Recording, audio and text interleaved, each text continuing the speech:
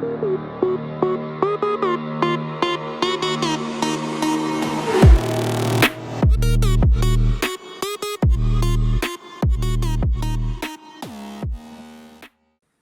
à toutes, salut à tous et bienvenue en direct avec les balayeurs, c'est-à-dire les balayeurs, c'est Matt qui est avec moi et puis moi, Sylvain, on est ravis de vous retrouver. Salut Matt, comment tu vas ? Salut, bah écoute, ça va bien et toi, Sylvain? Bah carrément. Alors on n'a pas de Magnus cette semaine puisque c'était la pause internationale. Il y a eu nos équipes de France par contre dont on parlera bien sûr. Nos Français de l'étranger puisque les Nord-Américains étaient un certain nombre à être encore sur la piste et en jeu. Et on a des très belles infos d'ailleurs de ce côté-là, notamment du côté d'Alex Texi. On a bien hâte de vous parler de tout ça.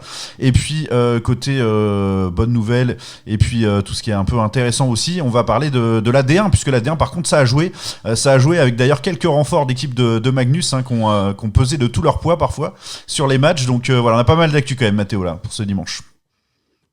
Ouais, carrément. Je salue Pierre Jérôme, Lucas Meunier, Pierre Meunier et Nino qui sont avec nous sur Kick. Ouais, et puis sur Facebook aussi, il y a Bobby Bob là qui était le premier à dégainer avec un bonjour à tous, bonjour messieurs. Donc voilà, je vais essayer de passer au fur et à mesure les messages qui arrivent sur le Facebook. N'hésitez pas à poser des questions ou à nous donner des infos. On peut pas justement balayer 100% de l'actu hockey facilement, donc on va essayer de vous donner le maximum d'infos sur la dernière semaine écoulée. Mais on n'est pas à l'abri d'être passé à côté de quelques infos importantes ou qui paraissent signifiantes à vos yeux. Donc surtout, n'hésitez pas à ce niveau-là. Et puis allez sur Kick tout simplement parce que le sur Kick, les messages ils passent en direct. Tout simplement directement, on n'a même pas de modération à faire pour pouvoir en discuter tout de suite. Donc voilà, n'hésitez pas à aller sur Kick, nous suivre et nous dire si tout fonctionne bien de votre côté. Voilà, salut tout le monde. Voilà, c'est cool. Il y a pas mal de monde quand même dans ce dimanche, ça fait plaisir. Voilà, même si on a commencé à 11h15. Voilà, une fois n'est pas de coutume, on a préparé au mieux, mais voilà, fallait être au top techniquement, surtout comme vous le voyez, on n'est pas dans le studio tous les deux pour ce live, donc voilà, c'est un petit peu plus de préparation pour nous. En effet. Alors on va commencer par un jeu de mots masterclass signé Mathéo, pour une fois, qui s'inspire de son maître à penser sur la D1, puisque on a eu un carton, et c'est rare d'en avoir des comme ça en D1. Le fameux festival de Caen. 11-1. Joli, dont un 8-0 dans le deuxième tiers pour les Canets. Ah ouais, c'est impressionnant. C'est impressionnant, c'est des scores qui sont assez rares en D1. Ouais, surtout qu'on a eu aussi un 8-1. Un 1-8. C'est quand même ouais, deux énormes cartons. On va retourner dessus tout à l'heure, mais Chambéry avait déjà joué dans la semaine mardi contre Strasbourg pour rattraper ou avancer, je crois, la 15e journée. Donc côté Canet, ils ont voulu jouer sur ça, et puis ils savaient que c'était une équipe qui jouait très rapidement, mais qui avait des faiblesses qui laissait beaucoup d'espace en fait, Chambéry, et Julien Guimard l'a très bien expliqué, il voulait miser dessus. Visiblement, l'effectif a compris les consignes et a su les appliquer, parce que là, 11-1, je connais à mon avis des joueurs pour qui le retour a dû être long. Ouais, et je crois d'ailleurs que Thomas Carminati a dû au moins marquer 2 voire 3 buts. Voilà, c'est un joueur plutôt défensif quand même. 3, donc, c'est un triplé normalement pour Thomas, voilà. Il me semble. Sacré joueur, Ça, encore une fois, on n'en parle pas forcément. D'ailleurs, si on pouvait parler des joueurs sous-cotés de D1, je pense que Thomas Carminati serait très, très haut dans la liste. Je sais pas ce que t'en penses. Je suis complètement d'accord avec toi. C'est le style de joueur que j'apprécie beaucoup, et je trouve qu'il Caen a énormément de chance de l'avoir avec eux en D1. Ouais, on a vraiment quelques équipes là qui ont retrouvé de l'allant et un peu plus conformes à ce qu'on attendait d'elles. Donc on parle évidemment de Caen, comme on vient de le dire. On peut parler également de Nantes et de Dunkerque, qui sont sur des très belles séries. Il me semble que Dunkerque, ils sont sur leur 5e victoire d'affilée, Sylvain, si je dis pas de bêtises. Oui, c'est au moins ça. Je vais vérifier parce que j'ai un de mes amis de Dunkerque qui justement m'a envoyé quelques messages hier. Je vais pouvoir te dire ça. Et côté Dunkerque, il y avait beaucoup de questionnements sur l'efficacité offensive de l'équipe. Ça a gagné, mais il se posait quand même la question de pourquoi on tue pas les matchs. 6 victoires de rang. 6 victoires de rang pour Dunkerque. 6, ok. Donc ils ont commencé avec seulement une défaite. 4,7 buts par match inscrits. C'est quand même solide, hein. Ouais, c'est dingue. Bah, en Mm. même temps, la moyenne est, la moyenne est faussée par ce 8, mais je trouve ça dingue. 8-1 à Neuilly en plus. Ouais. On va dire à domicile contre Neuilly, pourquoi pas, mais là-bas, sur la petite glace, la glace compliquée de Neuilly, Ouais, c'est pas une c'est saison aussi pas un facile, hein, pour exploit, mais. les Nocéens pour l'instant d'ailleurs, hein. Mais oui, c'est ce que j'allais dire aussi, c'est que Neuilly nous a habitués à beaucoup mieux. Là, le début de saison est compliqué. Ils sont tout simplement à la 13e place, avec 6 points en 7 matchs. Donc, on n'est pas dans les standards de Neuilly, qui est une écurie qu'on peut très clairement dire top 3 de la D1, ou en tout cas qui nous a habitués à être dans ce top 4. Là, c'est assez surprenant. Il y a un nouveau coach aussi. C'est vrai que c'est entre guillemets un nouveau cycle côté Neuilly, parce que bah, Ouais, bon, déjà il y a eu absolument. le départ de Spinozzi, mais il y avait eu la transition avec François Dussault qui était déjà là dans le staff de Spinozzi, donc on se rapprochait un peu sur la même chose, mais là c'est complètement nouveau, des nouveaux joueurs, donc je sais pas comment ils vont rebondir côté Océan. Je, pour l'instant les résultats ne sont pas là, mais après voilà, ça reste une équipe qui était assez bien structurée. Je pense pas que qu'on puisse tout perdre comme ça en un été. Donc, Bah, le problème, c'est que la D1 est chaque année plus dense et qu'il n'y a pas de marge de manœuvre vraiment, hein. On le voit avec ouais. bah, Tours, qu'on connaît bien, qui était finaliste de D1 l'an passé, voilà, qui est là, s'est imposé au tir au but, mais non sans mal sur la glace de Meudon, et qui, voilà, pareil, connaît pas un début de saison extrêmement florissant au niveau des résultats. Donc voilà, bah, c'est chaque année, faut remettre le pain sur la planche, et puis c'est pas évident, hein. Ouais, et puis surtout, les équipes sont de plus en plus créatives sur leurs transferts. On le dit tous les ans, le niveau il augmente, mais le type de joueur aussi qu'on voit arriver est d'un autre calibre, hein. Si on compare avec, je pense, il y a 5 ans, il y a des joueurs qu'on voit aujourd'hui qui seraient peut-être pas là il y a 5 ans. Et puis voilà, c'est aux équipes aussi de savoir bien se renforcer et faire en sorte d'avoir une meilleure équipe que la saison précédente, mais c'est pas forcément évident parce que bah, il y a toujours la question économique. Ouais, puis il faut avoir un staff et une direction quand même assez solide, hein, parce que y a des périodes où Mm. tout s'enchaîne un peu, les blessures, les mauvais résultats, donc du coup moins de monde dans les tribunes. Tout ça a une conséquence, des conséquences extrêmement rapides et qui peuvent être inquiétantes, hein, pour les clubs. Donc c'est pas évident la gestion des clubs de D1, mais en tout cas ça nous donne un championnat qui est absolument génial. Donc voilà, peut-être refaire, Ouais, si, bah, si tu veux, un petit point sur tous les résultats de la journée, comme ça un peu en ouais, je peux version faire ça. mitraillette. Et puis ouais, version classement, je crois qu'il y a seulement 3 points qui séparent la 13e à la 7e place. Donc voilà, c'est pas non plus la panique, hein, côté Neuilly, mais voilà, le championnat est assez homogène. Donc vendredi, il y avait un Cholet-Nantes. Les Nantais ont su s'imposer sur la fin, 4-3 à Cholet. Ils ont Ah, pris super 3 match. points, c'était un match qui était. Ouais, puis Cholet menait, hein, c'était vraiment une petite surprise de Nantes à la fin, mais tant mieux pour eux. Donc Meudon-Tours, on en a parlé. C'était un peu compliqué de suivre ce match sur Fansite, on n'a eu qu'un tir. Donc Ouais. victoire des Tourangeaux 4-3 au tir au but. Ouais, Nîmes juste à signaler vite Dunkerque. fait sur ce Meudon Tour que justement la dernière recrue en date, hein, une des dernières recrues de D1 tout court, hein, d'ailleurs l'ailier défenseur qui peut jouer aux deux postes des Carter remparts, Falk. Carter Falk, a signé une passe décisive, sur ce qu'on a pu voir a plutôt apporté pas mal et a marqué également un tir au but décisif. Ouais, bah je pense qu'ils pouvaient pas espérer mieux comme premier match. On va pas dire que l'adaptation est faite, mais moi perso de ce que j'ai vu, j'ai clairement reconnu un rôle de défenseur offensif hyper intéressant. Il porte bien le palais.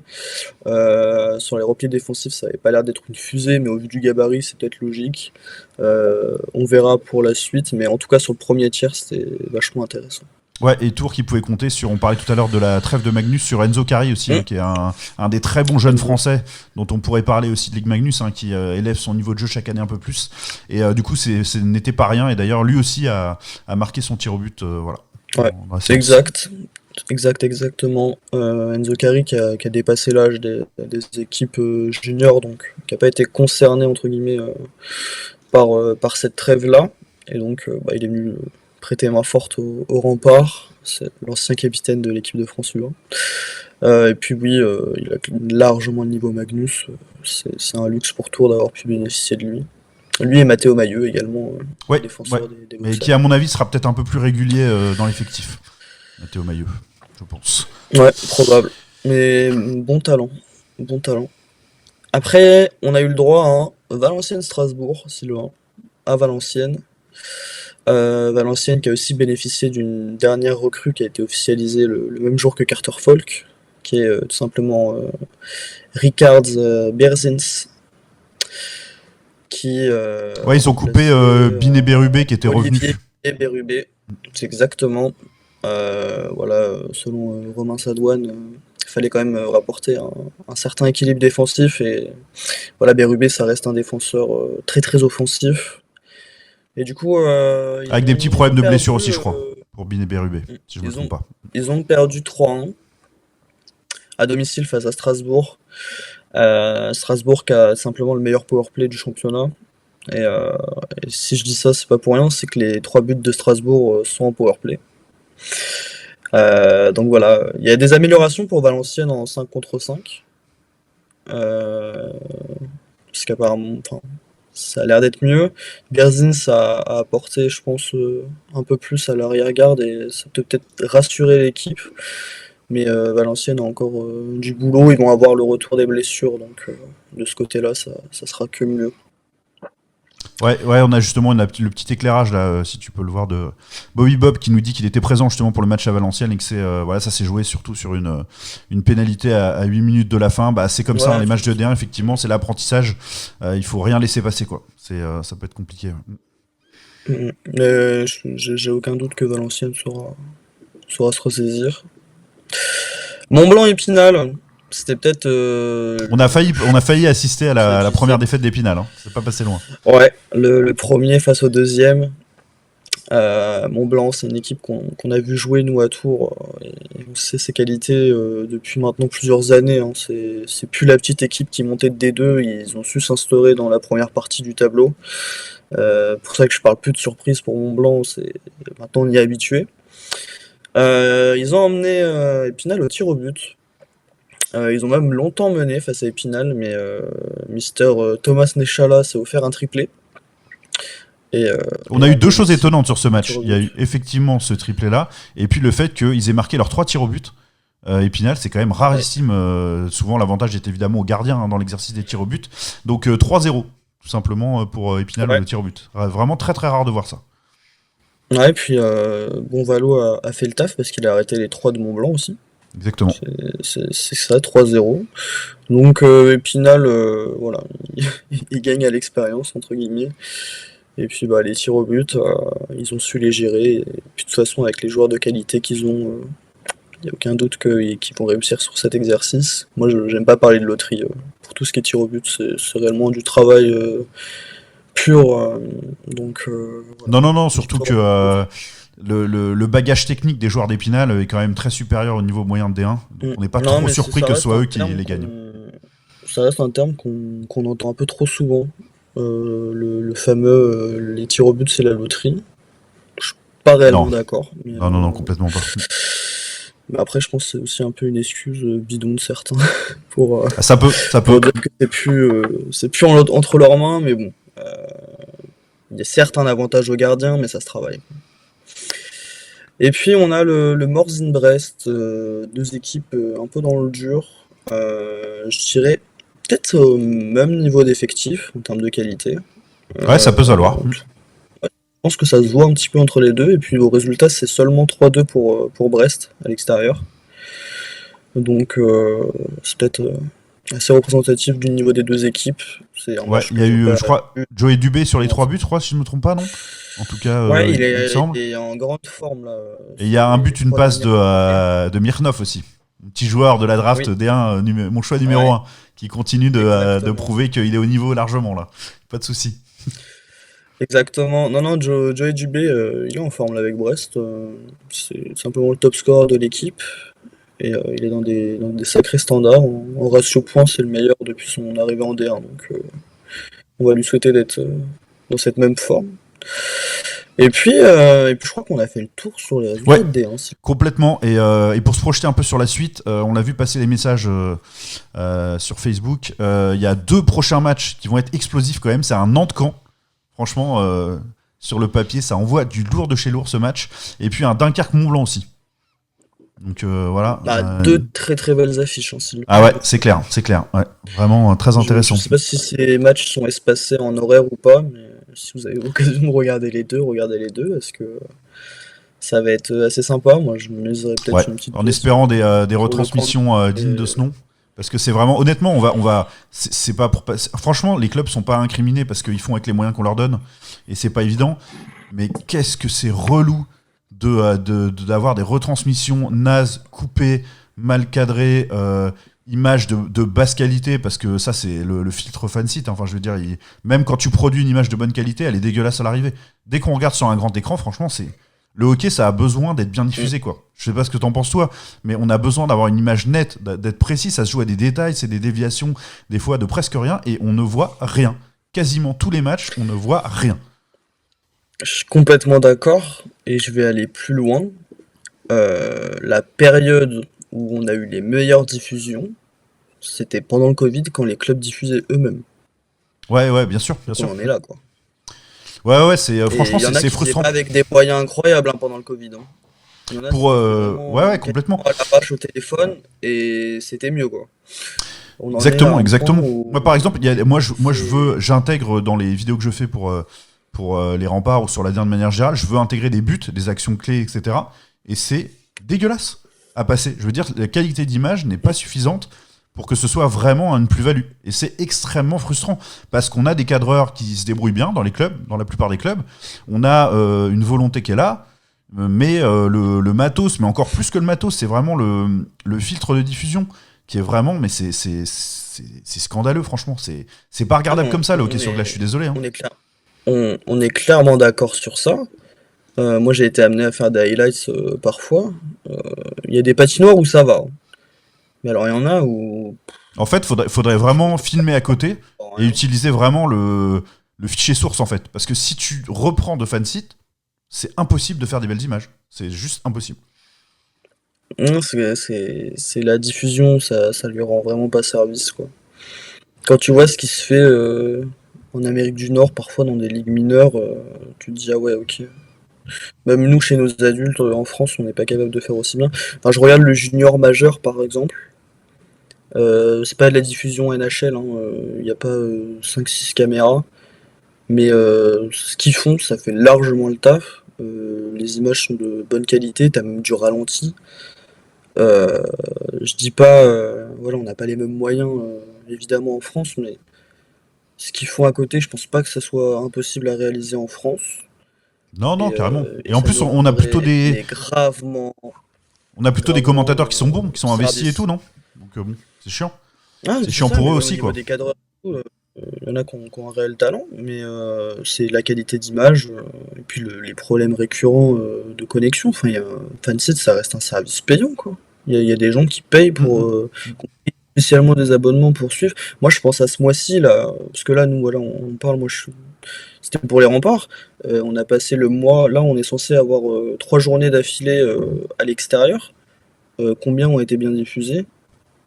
Alors, côté Dunkerque, on a un gros filet noir. C'est pas de leur faute, hein, mais c'est vraiment compliqué de suivre les matchs fan Bah, site pire que côté ça, et Dunkerque. c'est juste l'installation en soi. Hein.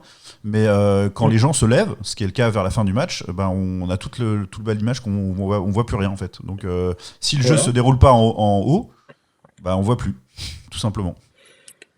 Là, on a le Tour Meudon hier, bah, on a eu le droit à un premier tiers avec un décalage de 3 minutes par rapport à la réalité.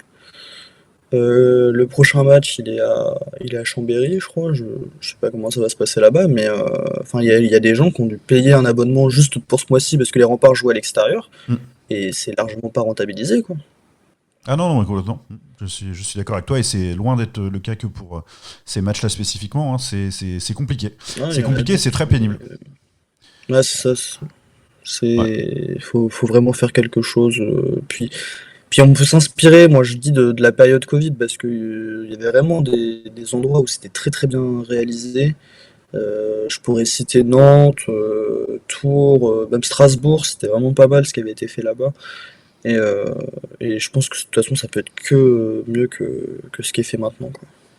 Ouais, c'est vrai que c'est bon, voilà, on le fera pas toute l'année parce qu'on pourrait le faire à chaque journée, mais comme on a Non, parlé non, spécifiquement de la D1 là, c'était l'occasion de quand même de pousser un petit coup de gueule là-dessus. On ne valorise pas le championnat et on ne donne pas envie aux gens de s'y intéresser avec des productions d'images aussi peu qualitatives, quoi. C'est vraiment vraiment un problème.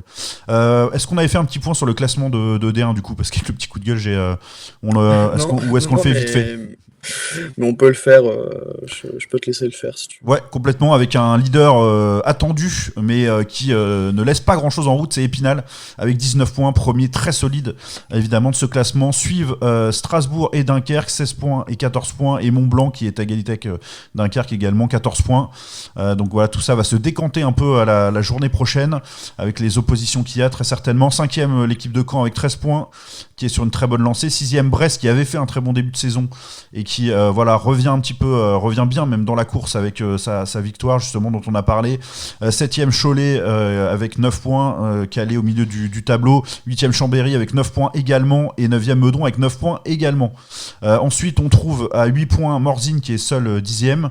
11e Nantes avec 6 points, mais on le rappelle, ils ont eu 6 points de pénalité, hein, donc potentiellement ils seraient projetés à une sixième place, hein, si on les comptait vraiment sur leurs résultats de cette saison.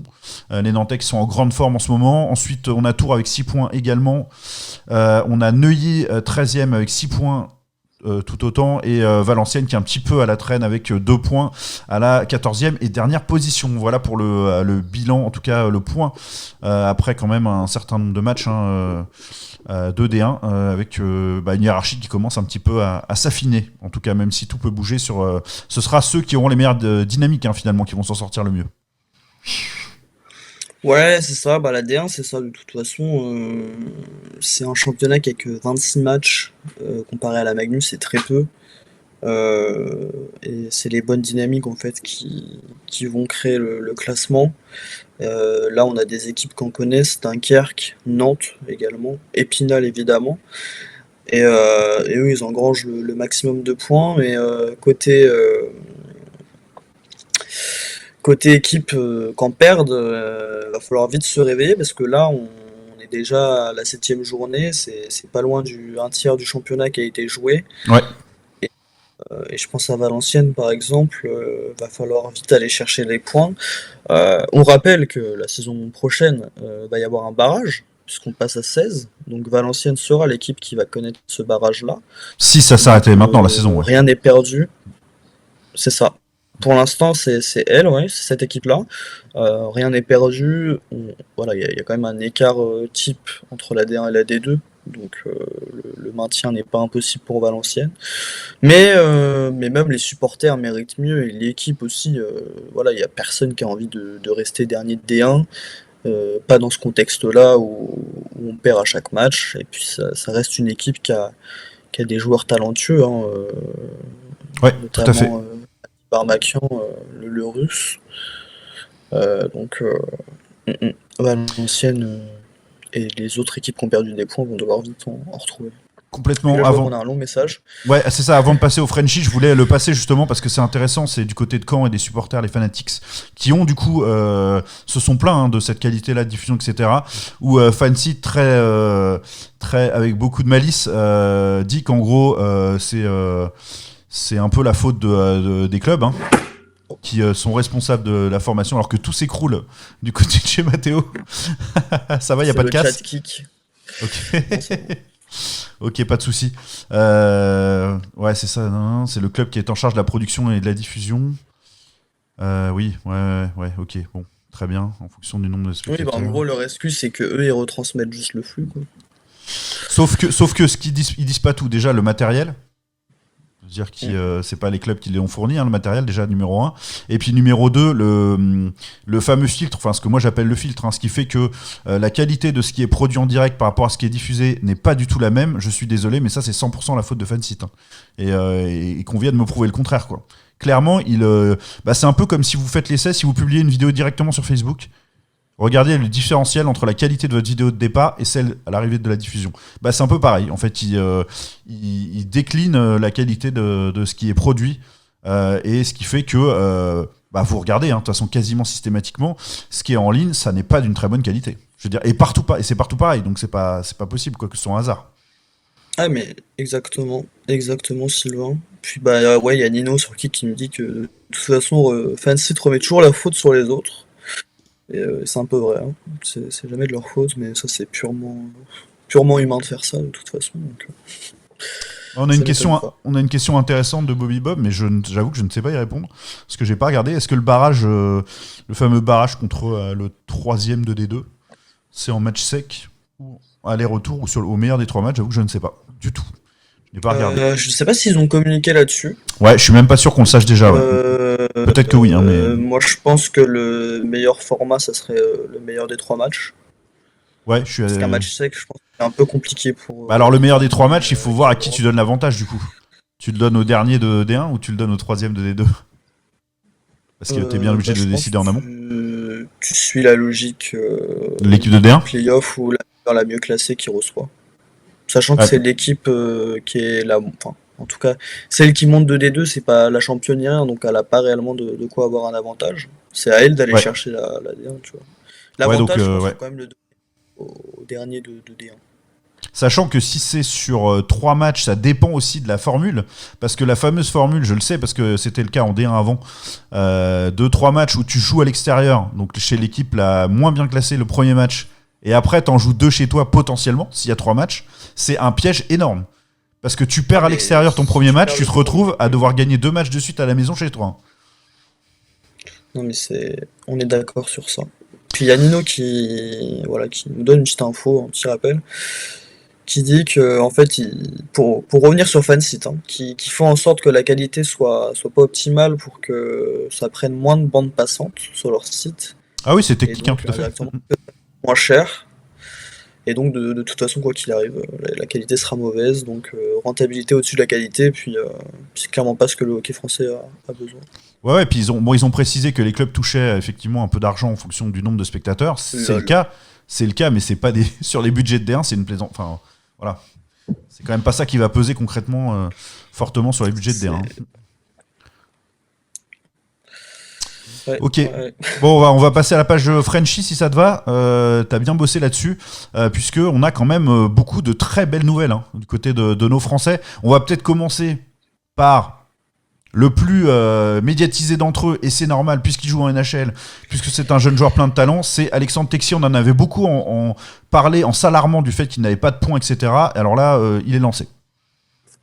Ouais, on a eu très très peur. En tout cas, je dis on, mais moi j'ai eu peur pour Alexandre. J'ai même cru qu'il redescendrait en AHL. Il a été positionné 4ème bloc, et puis il a fait un match à 2 points. Le fameux match à 2 points qu'il a lancé. Là, sur les 3 derniers. Il a marqué un but sur ce match-là et une assistance. Un but assez travailleur parce qu'il allait le rechercher dans la cage, bien le pousser.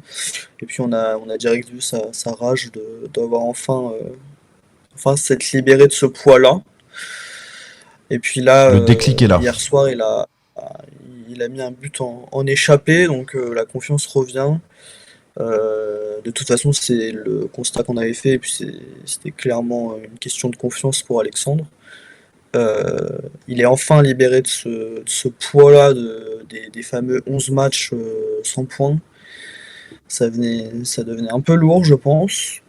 Là, ça revient, il retrouve un peu la production en termes de ratio de celle qu'il avait lors de sa dernière saison NHL, de marquer sur à peu près tous les matchs. On va lui souhaiter de continuer sur cette lancée. Et on est très très content de voir un Texier qui retrouve. Ouais, c'est génial. C'est génial, vraiment au pied du mur. Il a su réagir de la meilleure des manières. Donc, super, super heureux pour Texier. Mais ce n'est pas le seul des Frenchies à briller sur le continent nord-américain. Ouais, carrément. Et puis il y a Nino qui me demandait si le contrat de texte c'était pas un two-way. Je sais pas. Je me rappelle plus, mais ça m'étonnerait. Ça doit être. Je sais pas. Je crois que Je c'est vais un aller contrat vérifier. aucune idée. Mais fait, je sais pas s'il a changé de contrat par rapport à ce qu'il avait avant. Ouais, normalement au départ non, c'est sûr. Enfin, en tout cas qu'il était purement NHL, mais je sais pas si ça a été modifié depuis son passage en. Ça a peut-être changé. Mais oui, pendant que tu cherches ça, on va parler de d'autres franchises en Amérique du Nord. Et puis on va parler de Pierre-Emerick Dubé, qui est tout simplement le top scorer des Hershey Bears en Ligue américaine, en AHL, la ligue antichambre de la NHL. Et il est top scorer de son équipe avec 9 points en 12 matchs. Il est également meilleur buteur de l'équipe. Là, il a signé son cinquième but cette nuit. Et, euh, et, euh, et on est très très content pour lui. C'est toujours celui qu'on dit qui est le plus proche de la NHL. On va espérer qu'il continue et qu'il dépasse même le 1 point par match. Mais pour l'instant, il se montre bien et il n'y a aucune raison qu'il quitte cette ligue et qu'il quitte cette équipe, car elle en a largement besoin. Alors, je vais te donner les infos que j'ai trouvées sur le contrat de Tex. Ok. Ce serait son contrat donc signé en juillet 2021, Ouais, d'une durée de 3 ans et d'une valeur de 3 500 000 euros. Donc voilà, ça lui fait du 1 525 000 par an. Et ce serait c'est un ça. contrat Ouais. standard. Donc Ok. effectivement, pas un two-way. Donc bah, c'est soit NHL, soit. Ouais, il aurait dû mettre au balotage Ouais, c'est s'ils ça, auraient voulu le faire potentiellement. partir. Mais évidemment, c'était pas du tout leur intention de base, hein, ni à Kekalainen qui avait signé ce Non, contrat, ni non, aux Blue Jackets. non, c'est Voilà. sûr. Mais bon, ça va être intéressant Donc parce que il là, aurait du pas coup, pu redescendre. c'est sa troisième année de contrat. Donc Ouais. voilà, ça va être intéressant de voir en fin de saison ce qui va se passer pour lui, en tout cas. Et là, on peut parler de Justin. Justin, on va pas refaire Justin, mais l'erreur. oui, bah On oui, a oui, dit oui, à qu'on chaque fois, l'appelait nous, Justin. on entend, comme on écoute les Ça fait versions trop américain. nord-américaines, c'est ça, on a envie de américaniser, mais c'est Justin, ouais, tout à fait. Justin Adamo, qui est tout simplement une fire, le fameux capitaine de son équipe également, les Wheeling Nailers. Et lui, là, il est sur 7 points sur les 5 derniers matchs, 4 buts, 3 assists. Que dire de plus? Bientôt la HL, on espère. Bah là, franchement, il fait tout pour. Hein. On peut pas dire que je vois pas s'il peut faire beaucoup de mieux. Je sais pas ce que t'en penses, mais Bah là, franchement, s'il n'est pas appelé dans les prochaines semaines, faudra m'expliquer pourquoi, quoi. Parce que même on il va a, voir. enfin, on en parlait, mais il a clairement le gabarit nord-américain, Ouais, des attaquants que j'aime leadership, bien. gabarit, pour moi, je vois vraiment un avenir potentiel en NHL. Enfin, je lui souhaite vraiment et je Ah ouais, l'espère, mais ouais. il a les Je pense ingrédients. qu'il peut aller au moins essayer quelque chose, quoi. Il peut être testé, je pense. On verra les prochains étés, mais s'il est appelé à des camps et qu'il prouve, moi ça me choquerait pas. Ouais, complètement. Il y a Louis Boudon aussi. Hein. On a envie d'en parler aussi un peu Hmm. Ah, c'est ça. de Louis Boudon qui tourne correctement. Ouais, ouais, je parlais des fameux camps d'été. Lui, il en a fait quand NHL. Et puis lui, bah, il est arrivé tardivement en ECHL, Louis. Et puis il avait mis un but pour son premier match. Et puis il est resté dans ce ratio-là, puisqu'il est à 5 points sur ses 5 premiers matchs. Voilà, il montre clairement qu'il a le niveau ECHL. Et puis, il peut lui aussi aller chercher beaucoup mieux. Il y a joué en AHL, il me semble. Et il peut aller chercher une équipe d'AHL, je pense. Mais il va peut-être falloir produire un peu plus. Ouais, on verra pour Louis. Allez, alors, s'il continue à un point par match, peut-être ouais, augmenter un petit peu. Et après, bah, Mm. des fois, c'est une histoire d'opportunité. Hein, donc, surtout la saisir quand elle viendra. On l'espère, cette opportunité d'AHL pour Exact. lui. Un petit mot sur Antoine Keller, on n'en avait pas trop parlé de la dernière émission, mais on faisait un point régulier parce que voilà, aussi Goli drafté NHL, certes en toute fin de repêchage, mais quand même Goli français et qui fait son petit bonhomme de chemin, qui continue d'avoir des ratios corrects. Voilà, c'est lui qui prend en tout cas le leadership vraiment dans la cage du côté du Titan d'Acadie Bathurst.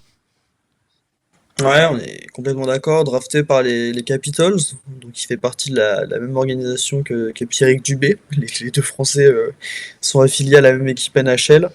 Voilà, en statistique, il est à 12 matchs pour un peu moins de 3 buts de moyenne et un pourcentage d'arrêt de 90,6. ce qui est largement correct en junior majeur où c'est des équipes qui encaissent et qui marquent beaucoup de buts. Il y a très peu de 2-1 ou Ouais, voilà, c'est ouais, beaucoup de ouais. C'est 4-3, spectaculaire 5-4. le junior majeur. Si vous Voilà. avez l'occasion d'aller en voir là-bas. C'est ça, et puis c'est tout simplement le gardien qui rapporte le plus de points aux Titans, parce qu'il y a une concurrence avec Fleming, mais est-ce qu'on peut réellement parler de concurrence? On peut se poser la question, Bah à parce la base, il y en que avait une, en tout cas. son concurrent direct, lui, enchaîne les défaites. Il est à pas loin de 5 buts de moyenne encaissés par match et un pourcentage d'arrêt de 85, ce qui est, on va pas se le cacher, désastreux pour un gardien.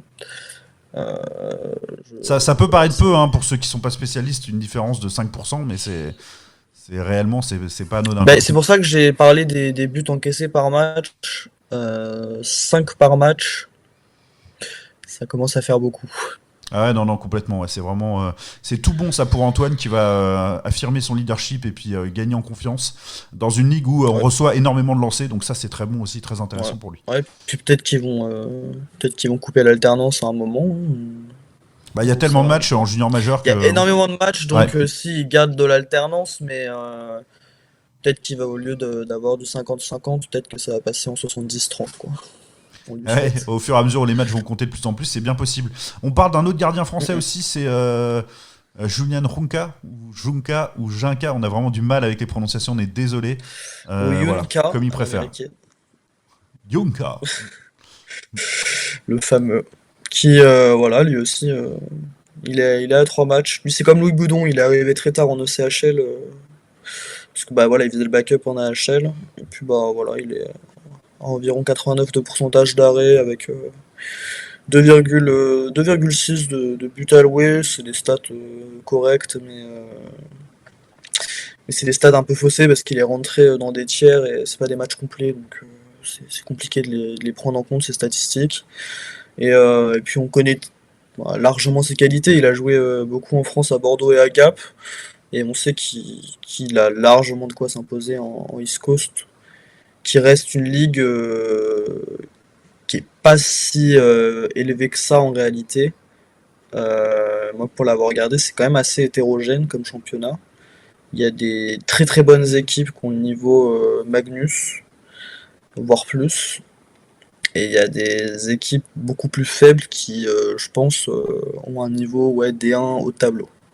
Je sais pas ce que t'en penses toi, Sylvain, mais Bah, je t'avoue que j'en ai vu quelques-uns, mais peut-être pas assez pour avoir une vraie vision complète de l'East Coast. Mais ok. je sais qu'en tout cas, quand on voit les apports de joueurs qui viennent d'East Coast en France, bah c'est oui, en général, ça peut être très bon en Magnus, ça peut être aussi très moyen, voire décevant en Magnus également. Donc pas évident. C'est un peu des ligues comme la Mestis où il faut Mm. savoir où piocher quoi, et Ouais, puis très faut bien les regarder renseigné ces quoi. joueurs-là aussi, faut pas, ouais, c'est ça, faut pas rester sur une fiche, mais l'East Coast reste un championnat quand même pas mal hétérogène. Ouais. C'est pour ça que je dis que Junka peut largement s'imposer dans ce championnat.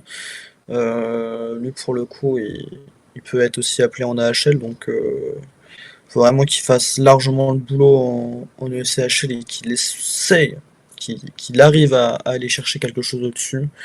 Ça serait beau d'avoir un gardien français en Ligue américaine.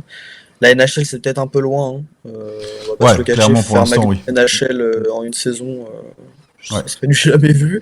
Mais, euh, mais voilà, je pense qu'il peut faire mieux que l'East Coast, soit la Ligue américaine ou soit dans une bonne Ligue européenne aussi. Bah c'est Voilà. ça, j'ai envie de dire aussi, il faut pas s'entêter non plus si à un moment donné la porte ne s'ouvre pas, y compris en East Coast où il n'est pas mis en valeur dans les top gardiens de la ligue, il vaut mieux qu'il trouve en Europe un cadre de développement plus à propos. Voilà, c'est pas facile, d'autant plus pour les gardiens où c'est extrêmement Ouais, compliqué. comme l'avait. Alors, donc voilà, d'un gardien français qui avait connu pas mal de ligues européennes, il y avait Ronan Kemener, notamment, Florian Hardy également. Donc, ouais, je pense que Junka peut faire partie de ces gardiens français-là qui s'imposent à l'étranger.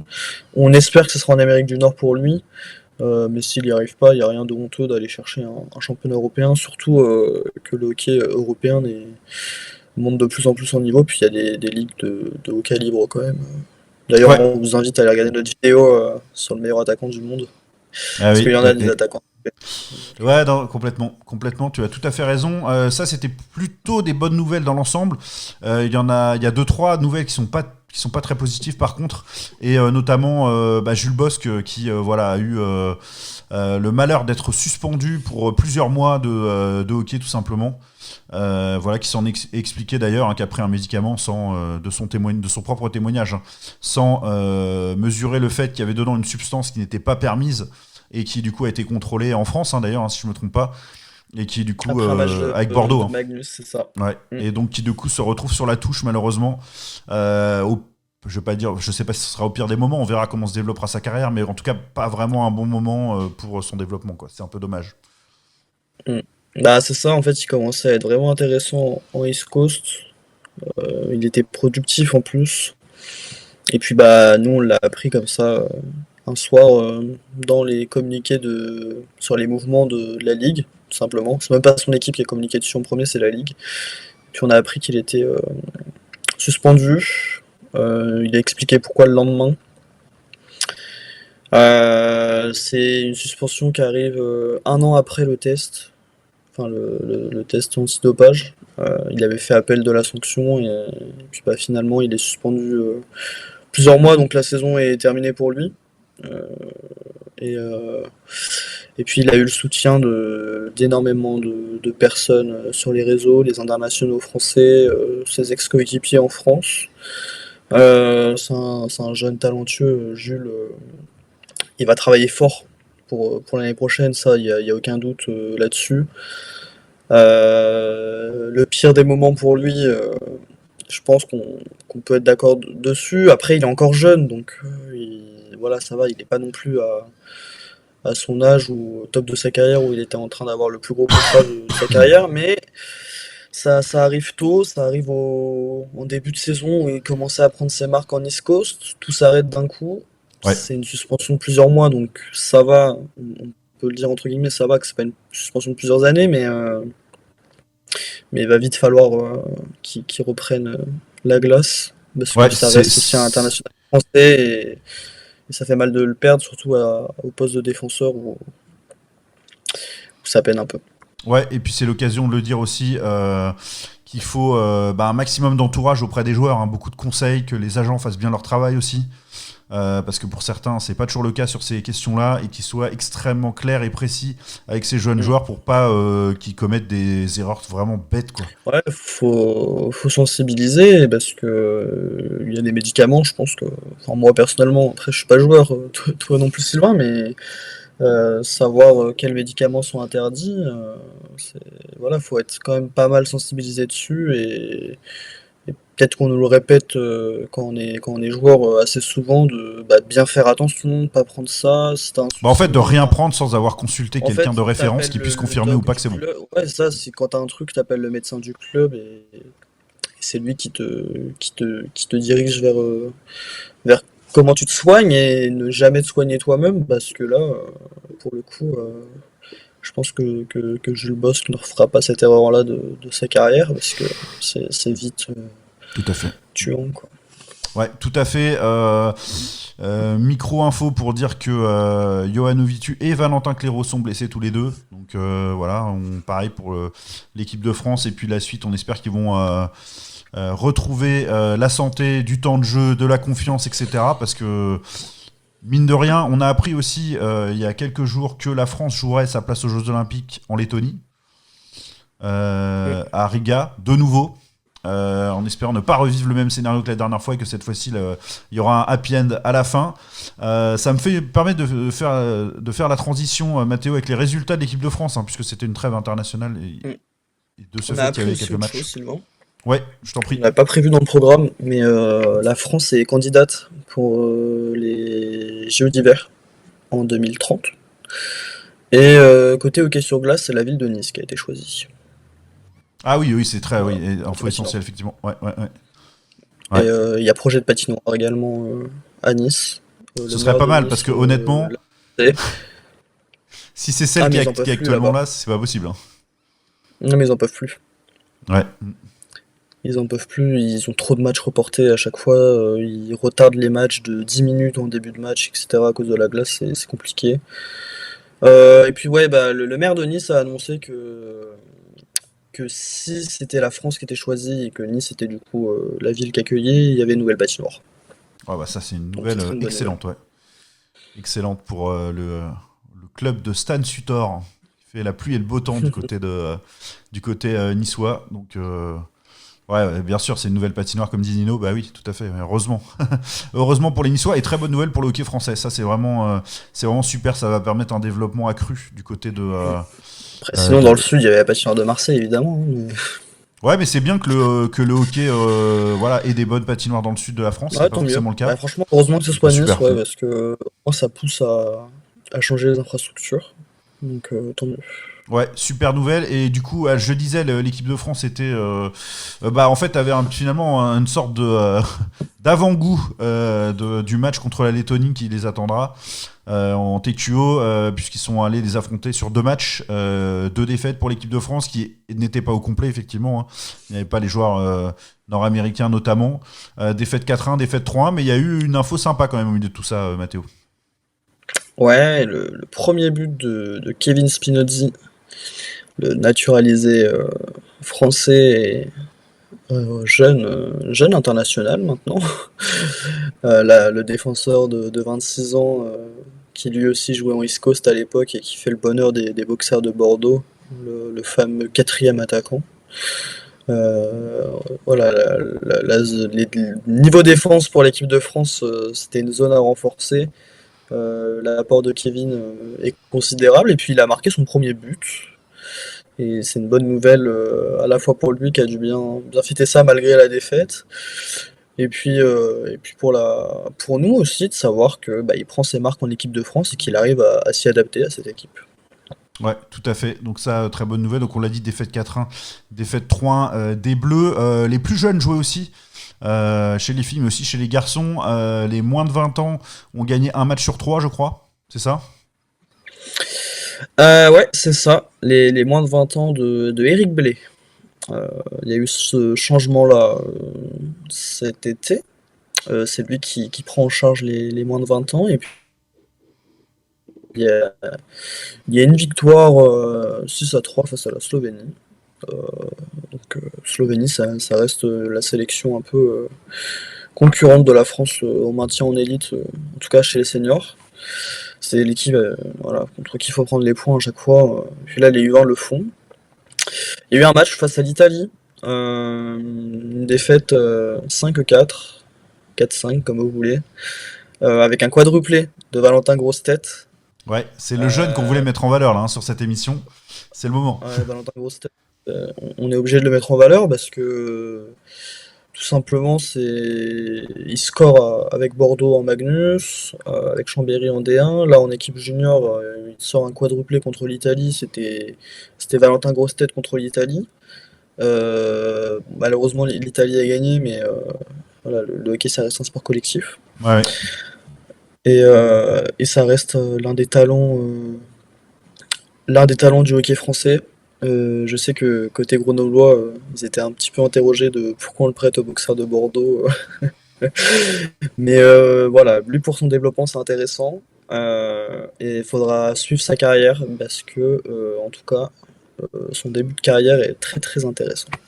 Ouais, absolument. Donc voilà pour les résultats des U20. Et on va finir aussi par une plutôt bonne note, plutôt très bonne note même pour l'équipe de France U18 qui voilà, a connu des matchs bah, serrés contre des belles équipes du hockey mondial. Donc là aussi du positif à en retirer. Ouais, pour les hommes de Demini, une victoire Sébastien face à Dermini, ouais. l'Allemagne. C'est euh, c'est sympa parce que l'Allemagne, ça reste l'une des belles nations du hockey. Ils se sont développés les dernières années et ils ont réussi à devenir bah voilà, une équipe, je pense qu'on peut dire top 8 facilement, mondiale. Et puis là, une victoire 3-1. Je sais pas si c'était les U18 allemands ou plus jeunes parce qu'il arrive parfois que l'Allemagne fasse jouer par exemple ses U18 face à nos U20 ou des choses comme ça. Donc j'ai pas regardé si c'était au même des joueurs du même âge ou non. Mais en tout cas, la France a gagné contre l'Allemagne et on en est Ça se bien prend. content et puis on s'en fiche s'ils sont plus jeunes ou pas. Voilà, moi je la célèbre cette victoire. Ouais, et puis une courte défaite contre la Slovaquie, 1-2, ou deux, en tout cas, voilà, c'est ça, 1-2, donc contre une équipe slovaque qui est toujours Voilà. aussi peu évidente à jouer. Donc voilà, plutôt des choses positives. On espère que émergeront de cette génération, que ce soit des U20, mais aussi des U18, voilà, quelques joueurs qui voilà, feront notre fierté et puis aideront à l'équipe de France à se maintenir solidement en élite et pourquoi pas de temps en temps créer quelques gros coups. Et le rêve ultime quand même, c'est qu'on puisse redisputer les JO, car on le rappelle, c'est la fenêtre de tir numéro 1 médiatique pour le hockey sur glace. C'est les JO. Donc voilà, il faudra passer par là pour à un moment donné Et retrouver de la popularité au niveau national. on a répondu à notre question sur Kik. Donc c'était les U17 allemands. Voilà, Donc, ok, ouais, voilà. mais bon, ça reste quand même une performance Et pour ceux que ça intéresse, cette très équipe, elle intéressante. joue à 15h ou 15h30 aujourd'hui, face à la Suisse, nos voisins suisses qui sont aussi une top nation mondiale. Donc allez sur le site de la Fédé, je crois que le site s'appelle Red Store, un truc comme ça. Et apparemment le live serait diffusé gratuitement, donc voilà, si vous savez pas quoi faire de votre après-midi et que vous aimez le hockey sur glace et les équipes de France, bah, n'hésitez pas à aller voir nos Français U18 qui terminent leur tournoi cet après-midi. Ouais, complètement. Un petit commentaire intéressant de Franck Côté qui mettait en avant l'investissement consenti par les Hongrois pour développer leur hockey mineur au niveau national d'environ 2 millions d'euros pour la formation. Oui, c'est sûr que ça se fait un peu différemment côté français. Il va falloir trouver des moyens de toute façon pour développer des jeunes quoi qu'il arrive dans les clubs ou au niveau national. Donc voilà, ce sera un enjeu essentiel, évidemment. Ben voilà, c'est parfait, Mathéo. En tout cas, on vient à terminer cette émission qui a été quand même, voilà, qui a permis de balayer pas mal l'actu du hockey du moment. On a très hâte de vous retrouver évidemment dimanche prochain pour le prochain live. Mais entre-temps, vous aurez la petite vidéo du mercredi, ou allez, du mercredi dans la nuit, des fois du jeudi, mais en tout cas vidéo un peu plaisir, un peu détente, voilà, qu'on vous prépare. Donc bah, continuez de nous suivre, n'hésitez pas à vous abonner à Kik pour être prévenu quand les lives aussi sont là, et puis à notre chaîne YouTube où il y a voilà, tous les replays de ces émissions en direct, ainsi que toutes nos émissions du mercredi, voilà, des tier lists, des tops, on parle des logos, on parle des maillots, on parle de draft de joueurs, de D1, de Magnus, etc. Donc voilà, on s'éclate bien avec Mathéo sur cette chaîne. Ouais, et puis il va y avoir encore plein de contenus fun, donc on continue comme ça. Merci de nous soutenir. Grand merci à vous On vous tous. on vous remercie tous les dimanches, mais on va vous remercier tous les dimanches. Merci de nous accompagner aussi chaque matin. C'est aussi pour vous qu'on fait ça, hein, évidemment. Nous, on prend du plaisir à le faire, mais s'il y a personne, on prend un peu moins de plaisir, mais ça va, vous nous accompagnez, il y a des fidèles, et puis moi, personnellement, ça me fait plaisir de me lever pour ça. Et j'espère qu'on va continuer encore beaucoup de dimanches à balayer l'actu et que vous prenez un maximum de plaisir. Ouais, exactement. Bah, passez tous une très bonne suite de dimanche. Encore un grand merci. Et puis n'hésitez pas voilà, à partager notre contenu, à nous mettre des commentaires sur nos différents réseaux. Ça nous fait toujours très plaisir et on adore y répondre et vous apporter des éléments à côté de ça. Voilà, on est très fiers de cette communauté. On vous remercie tous et toutes. Et puis on espère que ça va grossir de plus en plus au fur et à mesure de l'année et des Ouais. émissions. Grand salut à tout le Et monde. il y a Profitez bien. Nino, juste avant qu'on parte, Nino qui nous dit que dimanche prochain on pourra parler de NHL en Europe. Et oui, Et les Nino Global nous spoil le Series. programme du dimanche prochain. Mais voilà, merci Nino, on sait que tu nous suivras de là-bas en plus. Donc voilà, on vous remercie tous, ceux qui sont fidèles autant sur Facebook et sur Kik, c'est pour ça que je faisais cette parenthèse. Et on vous souhaite un bon dimanche. Ouais, bon dimanche. Salut tout le monde.